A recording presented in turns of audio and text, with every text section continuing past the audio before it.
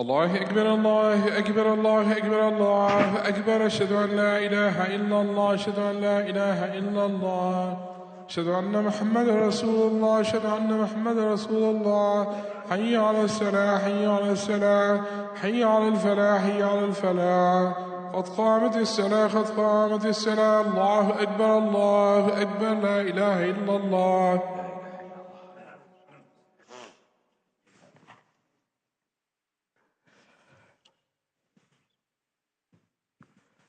الله أكبر.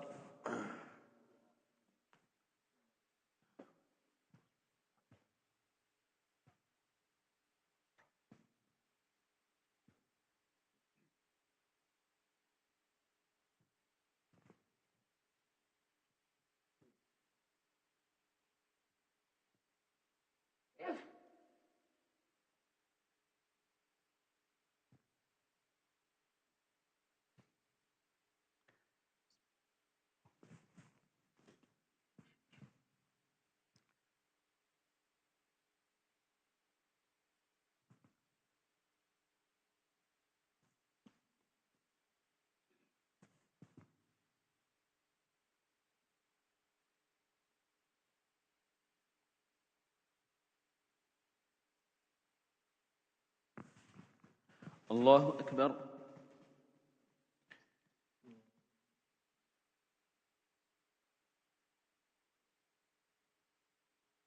سمع الله لمن حمده. الله أكبر.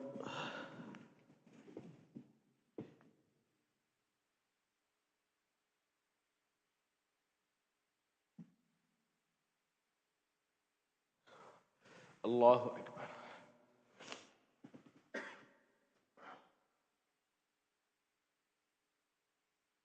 الله أكبر.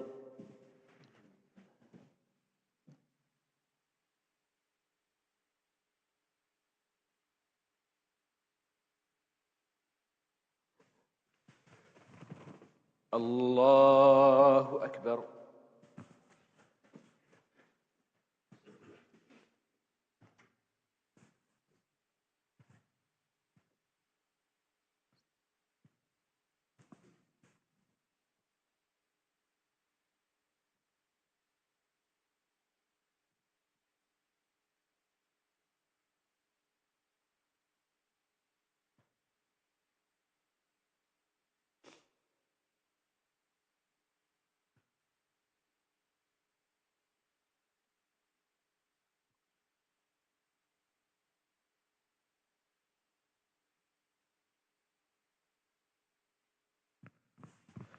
الله أكبر.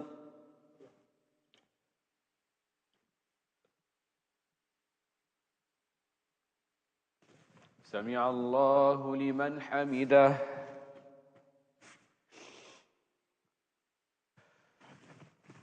الله أكبر.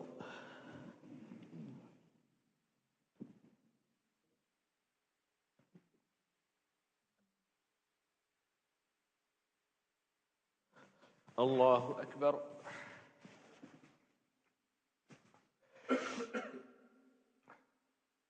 الله أكبر.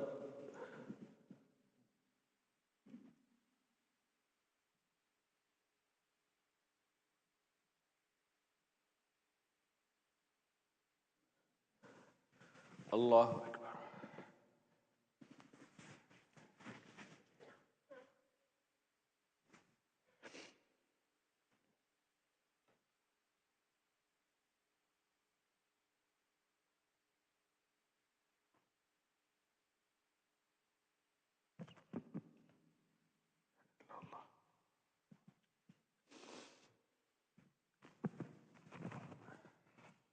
الله أكبر.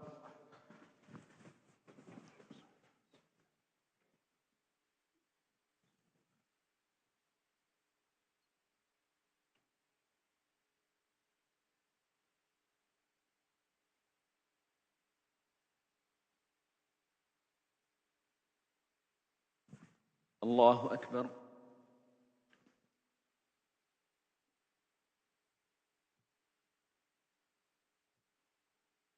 سمع الله لمن حمده.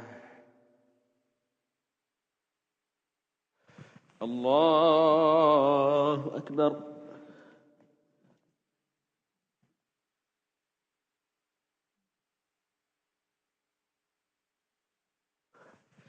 الله أكبر.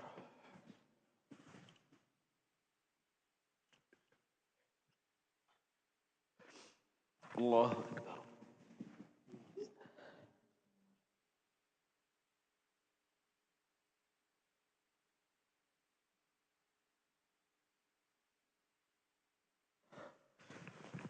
الله أكبر.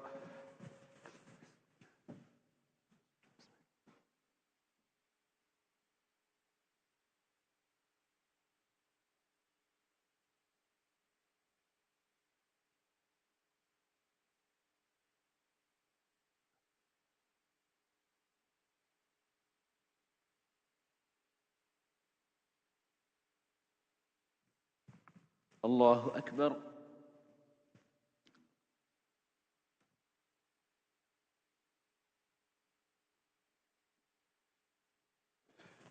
سمع الله لمن حمده.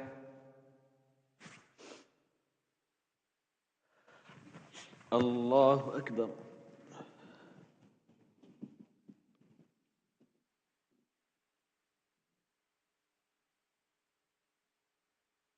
الله أكبر.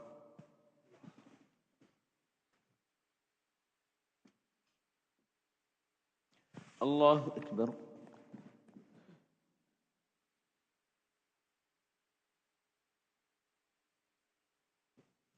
الله أكبر.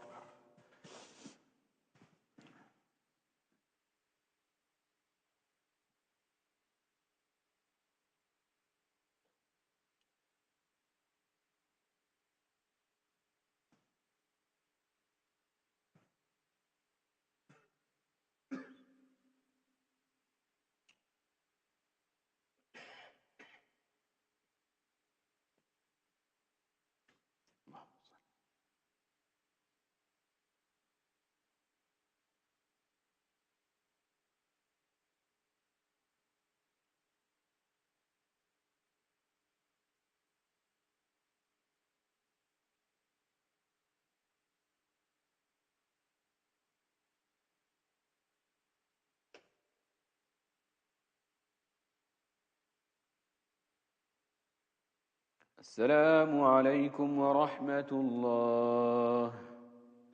السلام عليكم ورحمة الله. الله أكبر.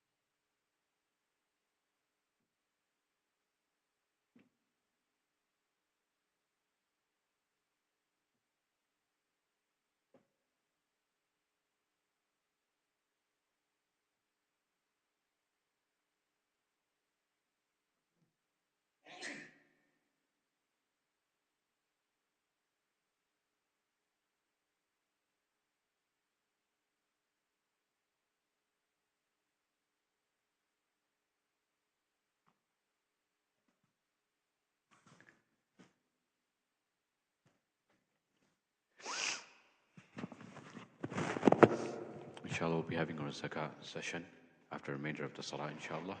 All the brothers are encouraged to participate. Secondly, inshallah, today after after Salat al-Asr, before Salat al-Maghrib, we'll be holding a khatira, so dua, inshallah, followed by community iftar. We encourage everyone to, inshallah, bring the family and participate in the community iftar. Jazakumullah khairan.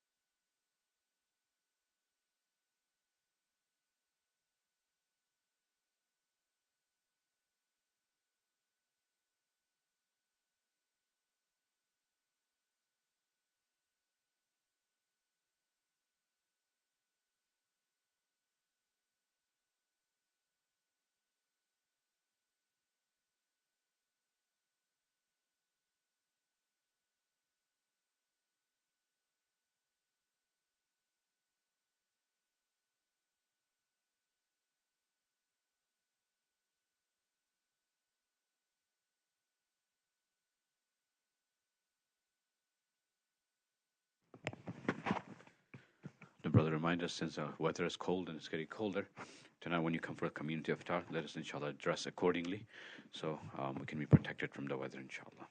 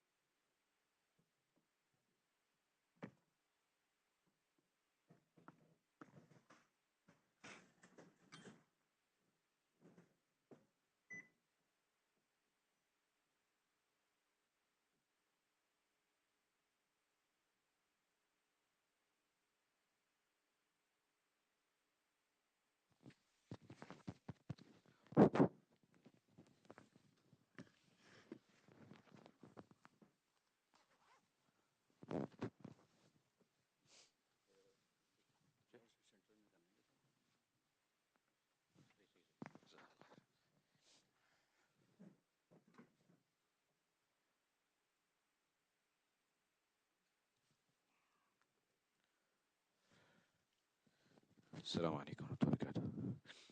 Can you hear me clearly?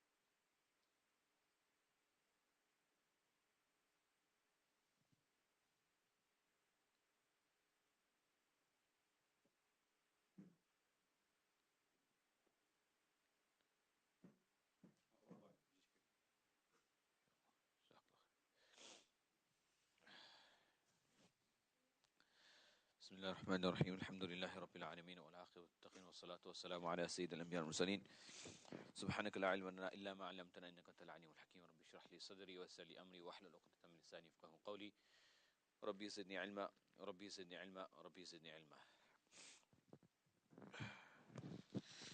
For those of us who have been in my Zakat workshop or sessions before, not much has changed from last time.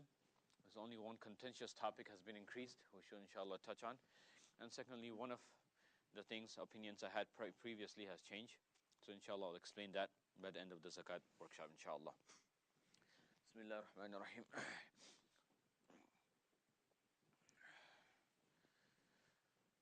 The position of Zakah. I mention this almost every year. The hadith of Rasulullah sallallahu alaihi wasallam, which dictates to us the fundamentals of faith. It says, Islam is based upon 5 things. And many a time this hadith of Rasulullah is translated as Islam has 5 pillars. And I'll take the moment to explain that I believe this understanding that Islam is based on 5 pillars creates a wrong understanding of what Islam is. Imagine a building.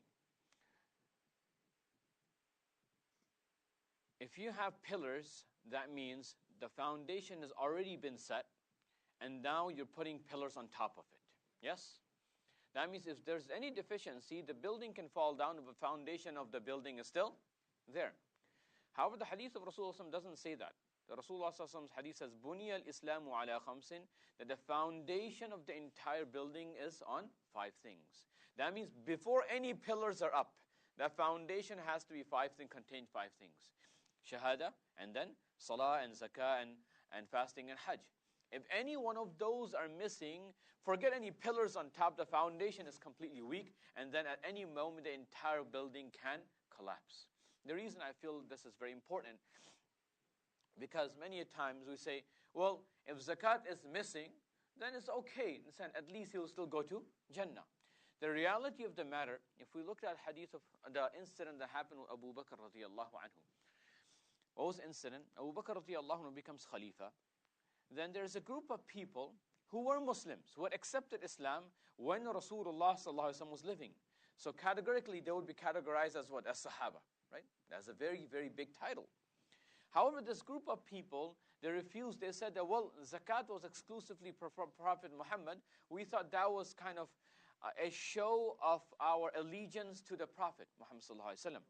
Now that he's dead, no more zakat. Why should we pay anymore? So Abu Bakr radiallahu anhu took a very, very firm stance.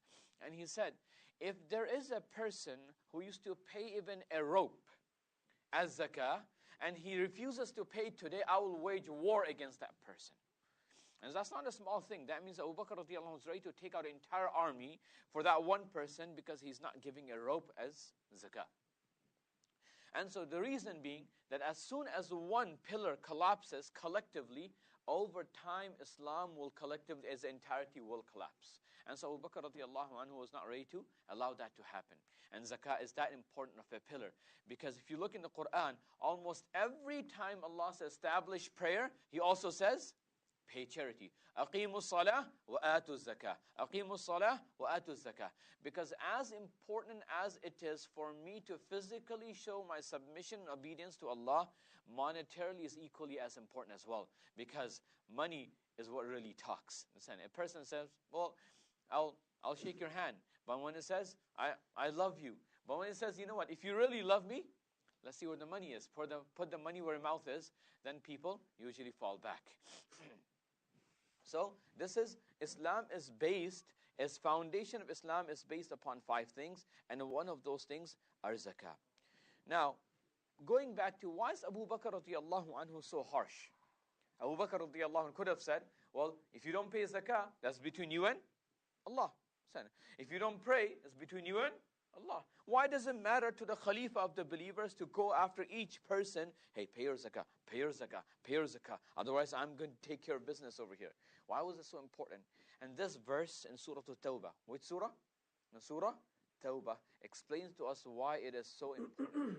Allah subhanahu wa ta'ala commands Rasulullah sallallahu alaihi wasallam. I want everyone to look at the translation, or look at the Arabic and then the translation. Allah subhanahu wa ta'ala says, خُذْ مِنْ أَمْوَالِهِمْ صَدَقَةً. That means take alms out of their riches, تُطَهِّرُهُمْ, which thereby cleanse them.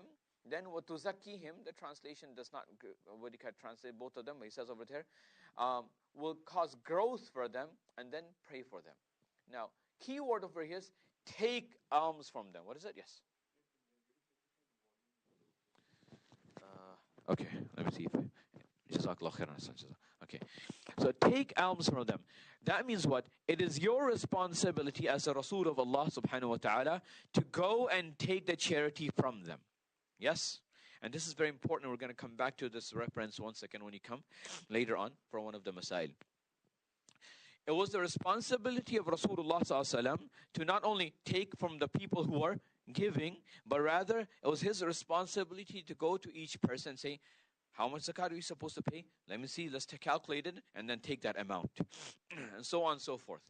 After Rasulullah ﷺ left this world, every person who took the mantle of leadership, that means the Khalifa, Abu Bakr, Umar, Uthman, Ali, and so on and so forth. And then a time came when the Islamic empire kind of broke apart into different pieces. But yet each one of those empires had a leader. It was the responsibility of that leader to ensure that they collected zakah. And they had someone called zakat collectors who would go around collecting the zakah and calculate how much zakah a person had to give. Similar to nowadays, what do you have these guys that collect, calculate taxes? No, IRS, but the guys that calculate it. What do you call those? CPAs, yes, CPAs.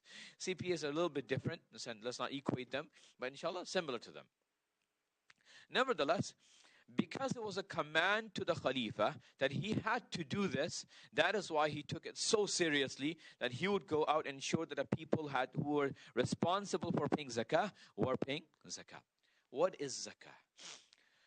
Now we're just going to look at it linguistically for a bit. Number one, purification. Zakah means purification. And that's why if you go back one slide, let's look at that verse again. Can you guys see my mouse? خُذْ مِنْ أَمْوَالِهِمْ صَدَقَةً تُطَهِّرُهُمْ وَتُزَكِّيهِمْ. Tuzakkihim is key over here. Now, Allah subhanahu wa ta'ala says, when a person gives charity or his charity is collected, zakah is collected, then 2 things happen.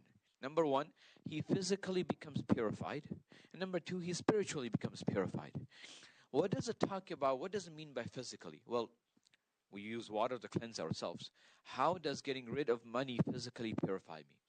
How it physically purifies the wealth that we possess. In the hadith of Rasulullah sallallahu alaihi wasallam, he explains to us that the wealth that we possess is haram upon us until the charity that is owed is taken out of it.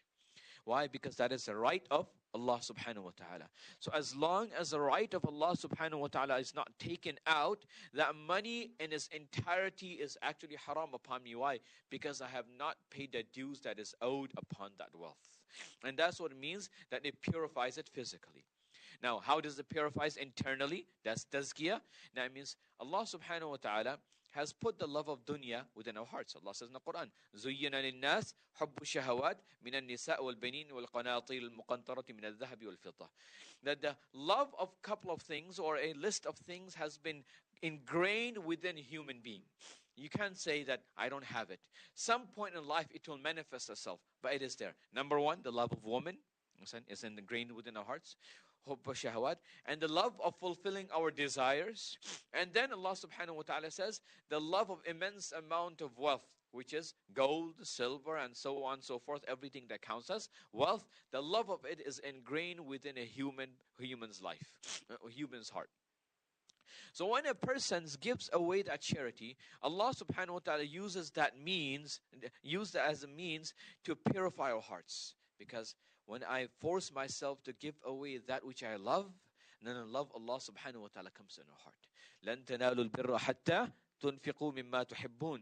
That you cannot attain piety until you give away that which you love most. And so in this month of Ramadan, to give that away which you love most, and whether we like it or not, it's a reality that we love our money. And for the sake of money, we'll do a lot of things. That shows how much we truly love it. So it'll purify us. Number two, increase. Zakah actually means to increase. And again, hidden within it is the fact that when we give charity, then Allah subhanahu wa ta'ala increases our wealth, either literally or figuratively. That means through barakah. That wealth which did not seem sufficient for my livelihood, all of a sudden becomes sufficient. How? Because a lot of times, the reason wealth is not enough because problems come about. I earn, but something happens. Now money goes away. Listen, this bill comes up. This problem comes up. This construction comes up. So on and so forth.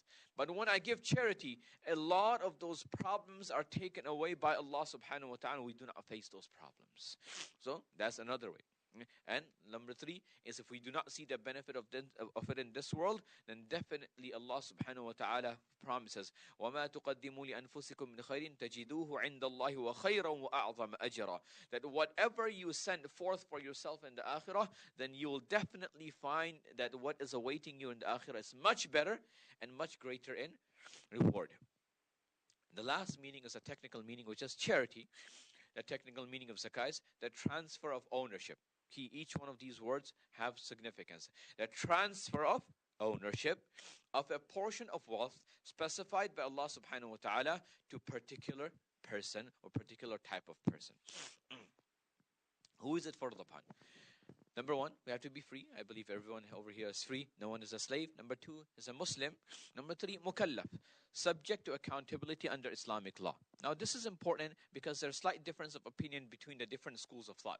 In the Hanafi school of thought, if you're not mukallaf, that means you're not subject to accountability under Islamic law, you don't have to pay zakah.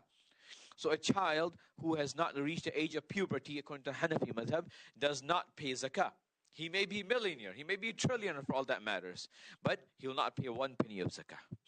But the day he hits puberty, if he has the amount that is stipulated by Sharia, he reaches the threshold, now they will have to pay zakah. And if they are not mentally capable enough to do so, whoever the guardian is responsible to help him pay that zakah. So let's say there's a 13-year-old child, and so the day before, he was not responsible to pay zakah. And so, no zakah on him. The day he becomes responsible, he may not be mentally responsible enough. So the parent's responsibility is to sit the son down, or even without sitting the son down, tell him, you know what, you have a lot of money, and zakat has to be paid. Remember, the person has to be notified that his zakah is being paid. So if he has, let's say, $5,000, then he will have to take the zakah out, and that zakah will have to be paid on behalf of the child by the father. If the guardian does not fulfill his responsibility, then he is not fulfilling his role as a guardian of that child, but knowing that the child has reached the age of puberty. Now, what are some other types of people who are not accountable by Islamic law? A person who is insane. He may be rich because he inherited money, but he is naturally insane. Example of that nowadays is a person who has Down syndrome. And Down syndrome has obviously a spectrum. And there's some people who are on the lower level, that means it doesn't really affect them. They do understand. They have some issues. But there's others who are completely, they don't understand what's going on in life. So they are not responsible under Sharia. Thus, zakah is not incumbent upon them. They will not have to pay according to Hanafi madhab. Now, going back to some of the other schools of thought, the Shafi'i madhab does not account for that. They say that a child has to pay zakah if he has the money. So what they look at is the amount of money, despite whether the child is actually, the person is actually accountable or not. Now, if the child has sufficient funds, the guardians will have to take measure to ensure that zakah is paid on a yearly basis. Going on, number 4, owns nisab for a complete year. Now over here there's two aspects, nisab and the passing of year, inshallah, both of which will be discussed. What is nisab? Nisab is the threshold of wealth used in the Sharia to determine obligation of zakah and receiving eligibility. So nisab defines two different things. Number 1, whether I have to pay or whether I can take. The nisab for both of those are calculated slightly differently, but the amount is standard between both. Now, how do we know what the nisab is for each one of us? Ownership of nisab is standardized by us, for us, by Rasulullah sallallahu alaihi wasallam. It is 20 dinars, which equals to 87.48 grams of gold, and 200 dirhams, which equals to 612.36 grams of silver. However, the price and value of that, because we don't work with gold and silver nowadays, in the past, so silver and gold had a relationship of a certain amount to a certain amount. So if you owed a certain amount of money, you could calculate either of them and your zakat would be the same. However, in today's time and age, gold and silver have a number 1, there's vast disparity between the two. Silver is very lowly valued, and well, in recent times, especially within the last month, gold has exponentially become expensive. So now, to understand how much each one it is, what is the threshold according to each one separately, I want everyone to take their phones out and go to this website very quickly. sbny.org is on the first page. Inshallah, everyone can sbny.org.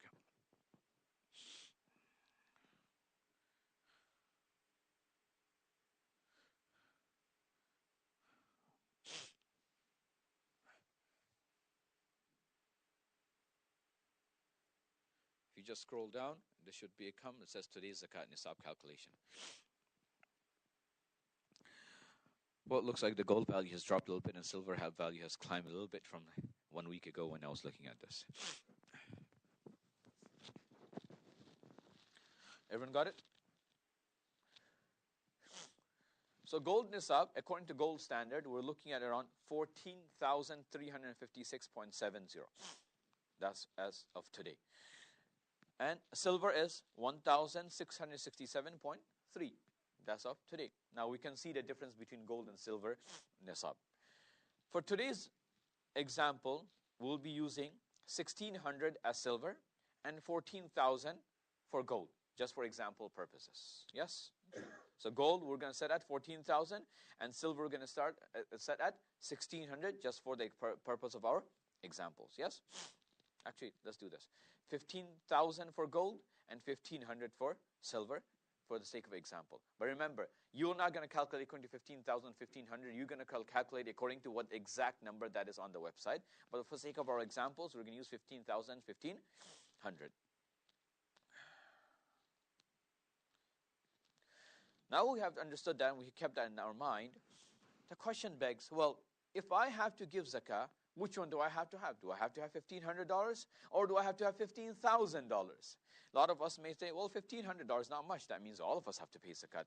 So a lot of us, maybe at the age of 14, you start doing a lawn mowing business. $1,500 in 3-4 months, have money. Another person will say, hey, I've been working for the last 6 years, still don't have $15,000 in my account. I don't have to pay zakat ever. Now, which one to use? The final rule and the golden rule is the most beneficial for the poor and needy. The most beneficial and poor and needy. And now this is something that's argued back and forth by the scholars. I will present my side and inshallah, for most people this makes the most sense. Look, when you have $1,500 as a threshold, that means any person that has $1,500 or more in excess to his regular needs, we're going to talk about that inshallah in just a few minutes, in excess to his regular needs, we'll have to pay zakah. That means more people are paying zakah. Yes? Would you guys agree? Yes. That means we have a bigger pool. Will you guys agree? So we have a bigger collection of money. That means there's a bigger pool for people to dip their hands into and collect if they need. The problem with this, there's a lot of people with $1,500 and it's practically nothing. For some people, that's a day's pay gone. A person gets $1,500 and it's gone within a day. So it becomes very, very difficult for that person to take zakah out, because as much as he has, he's thinking, hey, I have to pay for my children this and this and this and this. Nothing. On the other hand, 15,000, now obviously you have a lesser pool because less people have to pay zakah, which is less beneficial. But what happens, because less people have to give zakah, at the same time, people taking zakah is what? Becomes very difficult. Why? I have to, if I have any amount up to 15,000, what happens? I can't take zakah even if I'm in dire need. So my understanding is we'll use the silver as the standard rule, and we use the gold as a specific fatwa for people with unique situations. Let's say a person comes, Sheikh, I have $5,000, but you know what? This is my circumstances, and I have 7 kids. For me to pay for all this situation is very, very tough. $5,000 is 1 month. For the first of month comes, $10,000. I'm already in a deficit.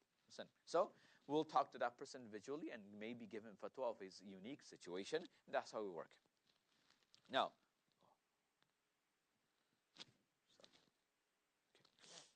before we go on to the next part, understanding the nisab a little bit more. How do you calculate the nisab? The nisab is we're working on $1,500.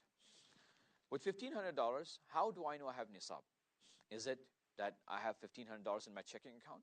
Is it $1,500 in my investments? Is it $1,500 with all my everything I own together? So $1,500 will be my what we call the wealth beside my need of all zakatable wealth. All zakatable wealth. Remember, all wealth is not zakatable. Example of non-zakatable wealth. A house that I have, it's not zakatable, irrespective of how expensive it might be. I may own a $3 million house. That house is not zakatable. I may have 2 houses. Both of the houses are not zakatable. So I may have $6 million worth of property, but none of it is zakatable. So that means I technically don't have the minimum requirement for me to pay zakah if I don't have any other cash besides that. Are you guys with me? Now, so zakatable wealth are, let's jump a couple of slides.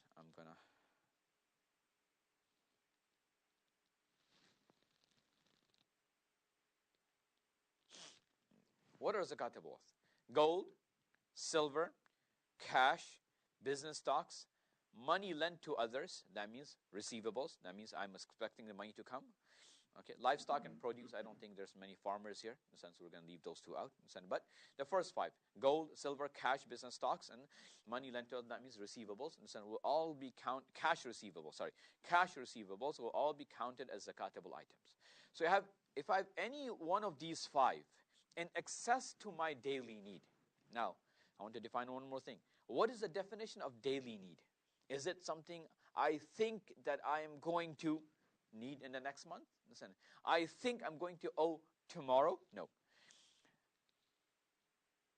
Immediate need is what I owe today, what I need today.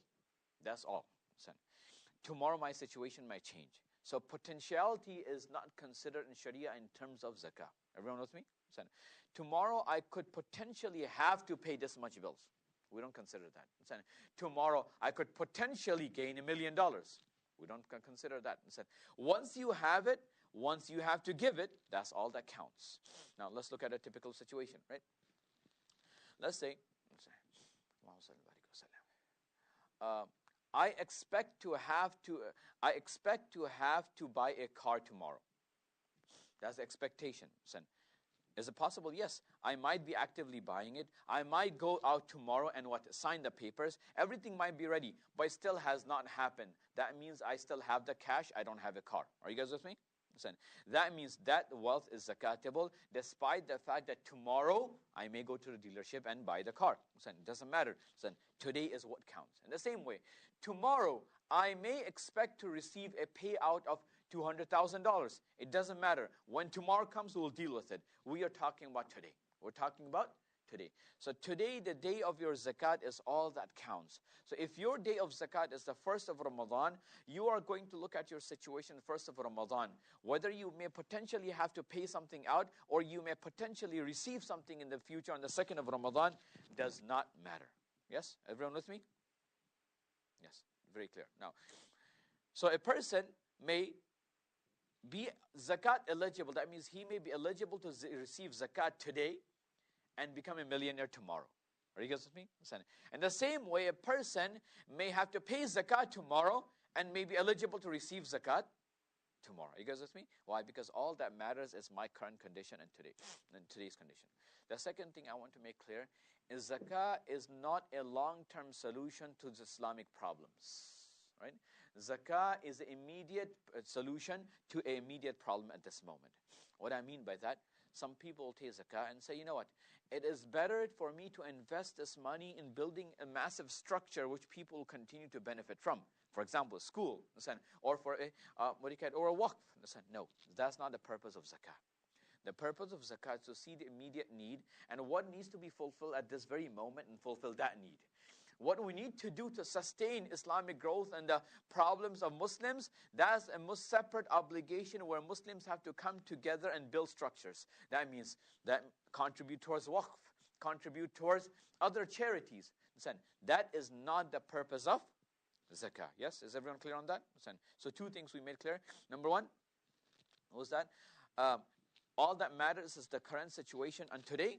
And number two, the objective of zakah is not to solve long-term problems, but is to fulfill the short-term need, or rather immediate need of the Muslim Ummah at this very moment. Now we're going to go back to discussing about the nisab. Okay. So once we have understood the nisab, so the nisab is I have at least $1,500 when? After taking out, besides my immediate wealth, immediate needs of today. And number two, only within the zakatable wealth. Only in the zakatable assets. Sorry, not zakatable, zakatable assets. Which is what? Gold, silver, cash, merchandise, business assets, and what was the last one? There was one more.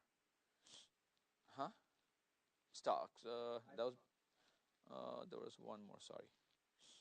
Was money lent to others. That means receivables. Yes, receivables. Cash receivables. So, once a person has $1,500 of those, then he will have to pay zakah. Let's look at an example. Let's say a person, on the 1st of Ramadan, it says zakat date. Now, how do we dedicate zakat date? We're going to come to that next, inshallah. But let's say his zakat date is the 1st of Ramadan. On the 1st of Ramadan, so he's going to look at his checking account. And checking account, let's say he has $500. Then he looks in his savings account. He has $500. Then he looks in his pocket. He looks in his wallet. He has maybe $100. How much does he have total? $1,100. He looks around. Maybe he has a ring which his mother gave him, which is worth is, let's say, $200. How much does he have total? $1,300. So now, does he have to pay zakat today?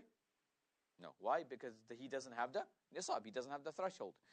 Let's say in his pocket now, he leaves, once he checked, it's done. If he receives $1,000 tomorrow, does he have to go back and pay zakah? No, he doesn't have to pay zakah. All that matters is what the condition is on the 1st of Ramadan. Everyone got it? Now, let's say he has $700 in his checking account. He has $700 in his savings account. He has $200 in his pocket. That amounts to how much? $1,600? Does he have to pay zakah? Yes, he has to pay zakah. Now, let's say tomorrow morning he wakes up and he gets a bill. That he has to pay some bill tomorrow, which became obligatory upon him tomorrow. Let's say his phone bill is due tomorrow. Right? Now he has to pay $600 on phone bill for his entire family. Maybe that's what he's responsible for. Now, obviously now he's below the threshold.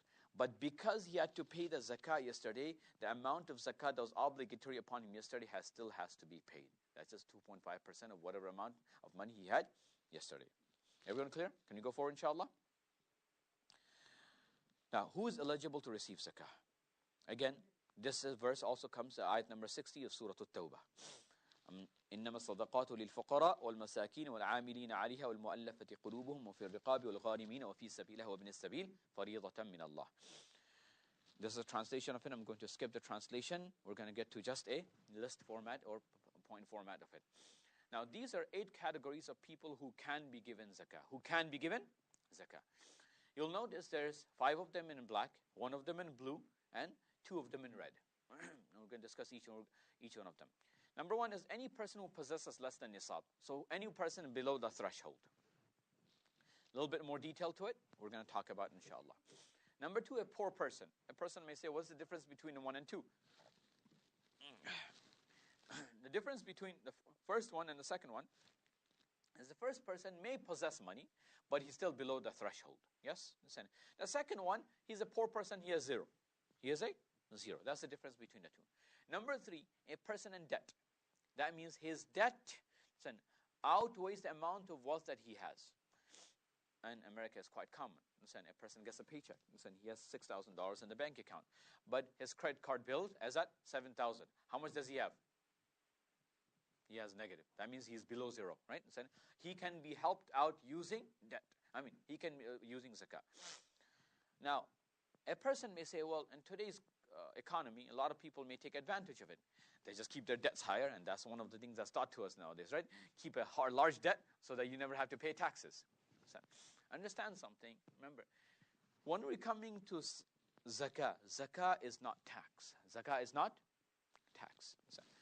And now, if a person genuinely keeps a high debt mark just so he doesn't have to pay taxes, he knows how much of debt is how much of that debt is real debt, and how much of that debt is what? Is debt that he has kept there for the purpose of taxes.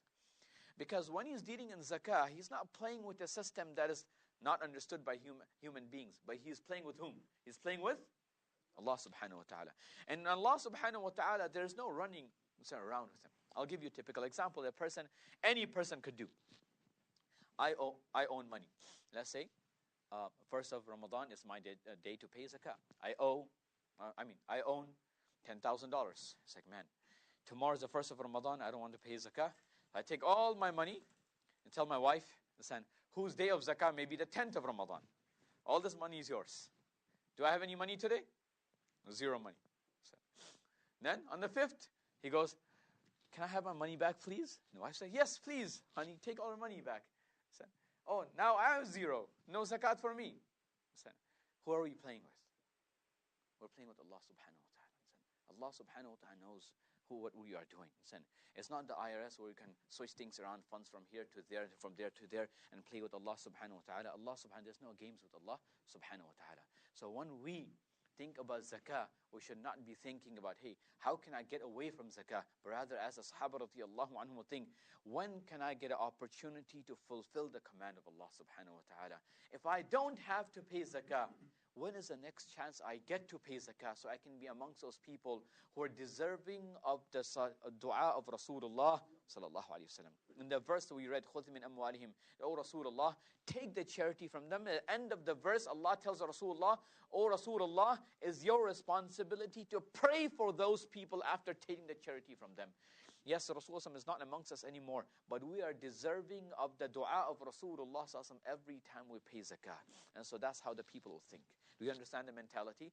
One mentality is, keep everything back from Allah. Na'udhu billah. Listen. Other one is, when can I get an opportunity to give for the sake of Allah subhanahu wa ta'ala so that I can be deserving of the dua of Rasulullah sallallahu alayhi wa sallam.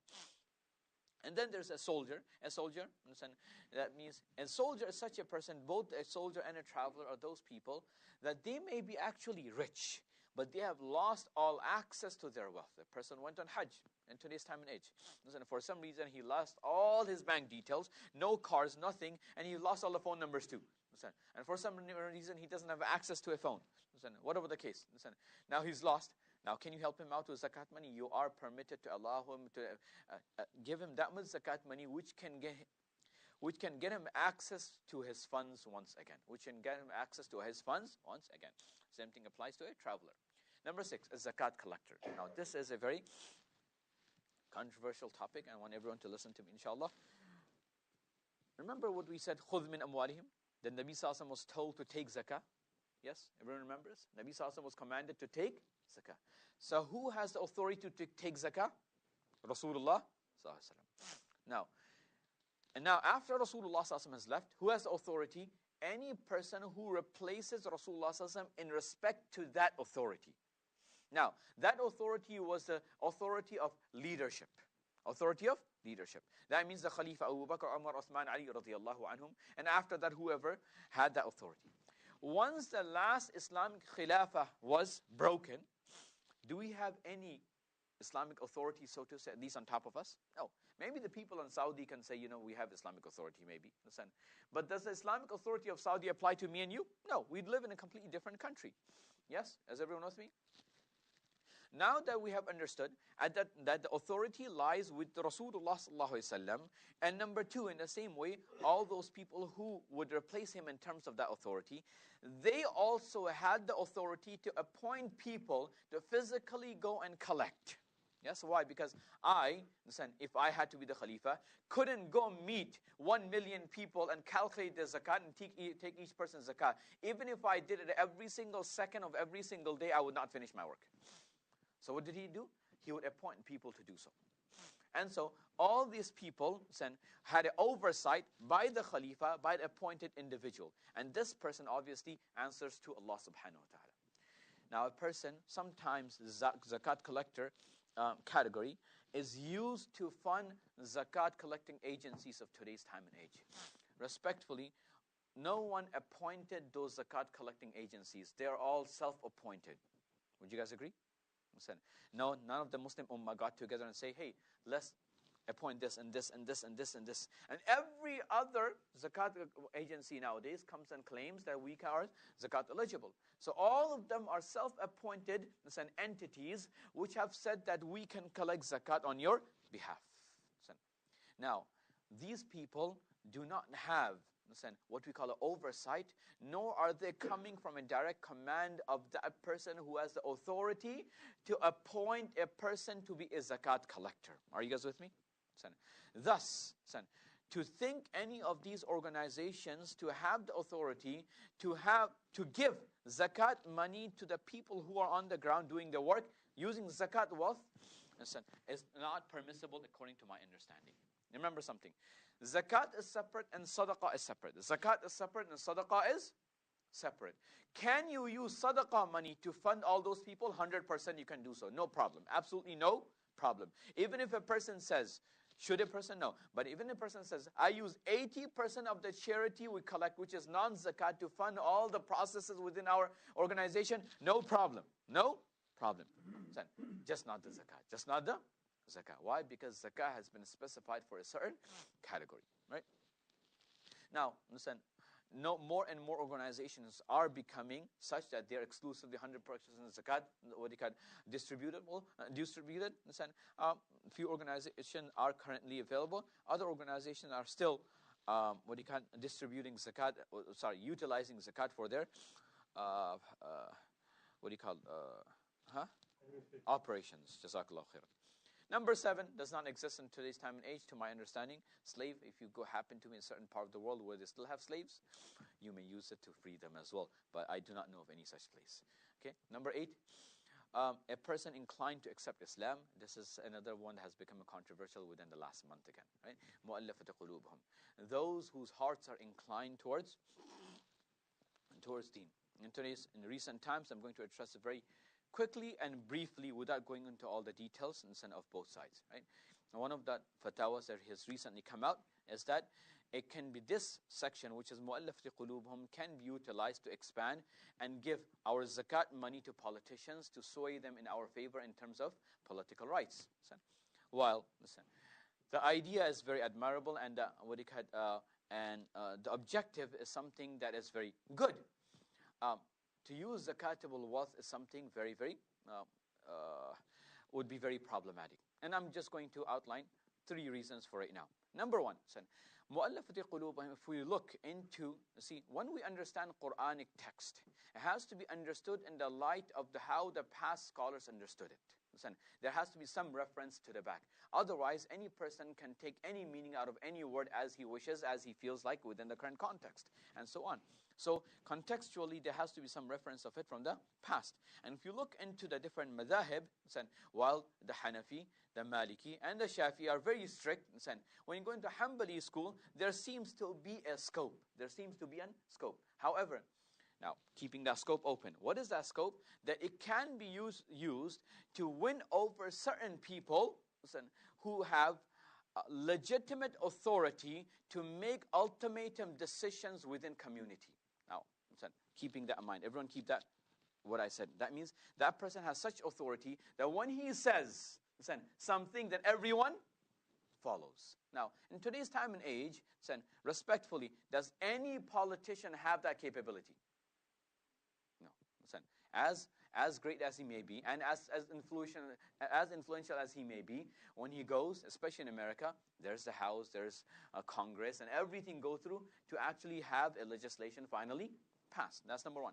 Number 2, and this is where exactly that one of the points made by the people who says this is permissible, they equated current day politicians with the rulers of tribes in the past. The rulers of tribes in the past had that ultimatum.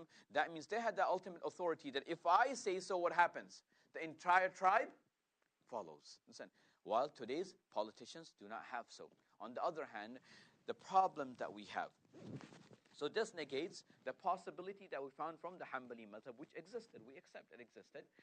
And this parable that has been drawn between the leaders of tribes in the past and politicians of today has been broken. One of the problems that arise, let's say there's different organization.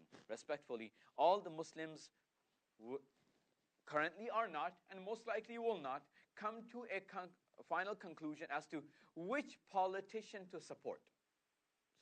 And so let's say each organization which collects zakat from us says, we decide we want to support this politician.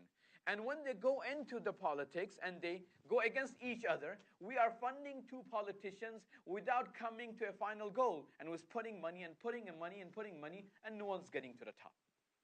So this is a potential problem which is realistic. It is not something that is out of the world. This is what happens in politics when you fund either one of the 2 sides. And so considering that we don't have true backing from the Quran and Sunnah and from the past scholars, and this realistic potential problem that would arise, we would say that it's not permissible for us to give zakah for this purpose, and thus to open up the mu'allafat qulubuhum to politicians, it is not something that's agreed upon. And this is currently the view of the majority of scholars in the US, despite a few scholars having opined that it is permissible. Sorry for taking so much of your time on that. Criteria of receiving zakah. Now remember, we said that the threshold is the nisab. Threshold is the nisab. The threshold is 1,500. However, how you calculate the 1,500 when giving and how you calculate it when receiving is slightly different. So now, when giving, we said there's only certain categories of wealth that we count, right? Gold, silver, cash, business assets, and receivable cash. Cash receivables, yes? 5 categories only. So when calculating for, I need to collect zakat, those 5 plus any extras, which is not part of my daily need. In this case, then I will calculate the extra house that I have sitting doing nothing. I will calculate that weekend car that is doing nothing. I will calculate the extra TVs across my house, which is doing nothing. All those will be calculated, right? So for example, let's say a person doesn't have or one of those 5 things, doesn't have gold, silver, cash, or receivable assets, or business assets, which total to 1,500. Let's say he only has $500 in his savings account. Now, does he have to give zakah? No, he doesn't have to give zakah. Question comes.